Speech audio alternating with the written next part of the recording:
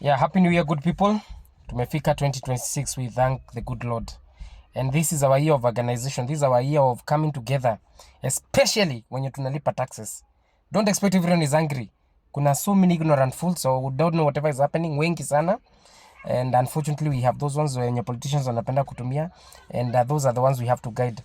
But most importantly, sisi wenye tunakatagwa taxes directly, si wenye tunaonaga kila mwezi tunafanya chwa chwa chwa, wenye tunasikia uchungu direct, wenye ukiangalia at the end of the year how much you have lost, then uone nyang'au hizi they are wasting our taxes, you feel quite pained. Hao ndio tunahitaji zaidi, hao ndio we have to think through, hao ndio hii mwaka lazima juu kotu walichukuaga wakaenda nayo na kina Tuli walichukuaga. We don't have a kotu.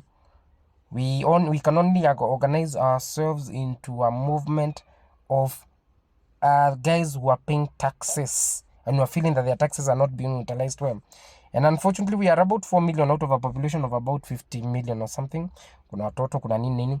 Then wenye kwa biashara maybe another 5-6 million or something. Those who pay directly taxes, wenye nasikia ka uchungu.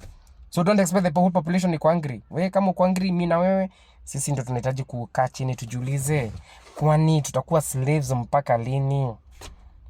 These guys are supposed to account for our taxes. Hizo ndio wanatumiaga misuse our taxes. Unakuta mpaka capitation ya shule ya watoto sijui millions of children. Hata budget ya status ya mtu tudogo ina surpass hata watoto millions of children. And those are the things we need to think through.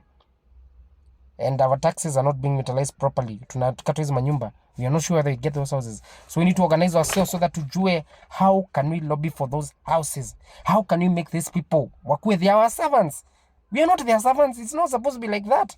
Why don't you want? We elected them. They were elected by the majority to serve us, not to serve the selfish interest. And we have to get organized. Lazima tutengeneze kitu inaitagwa Kenya Workers Movement or something that is purely going to be based on online or something. We think through.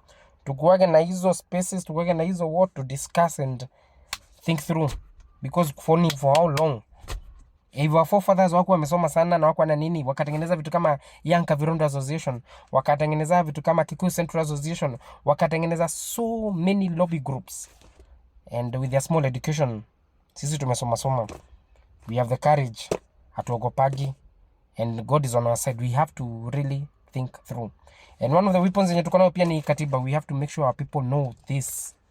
This is very important. These are very important people.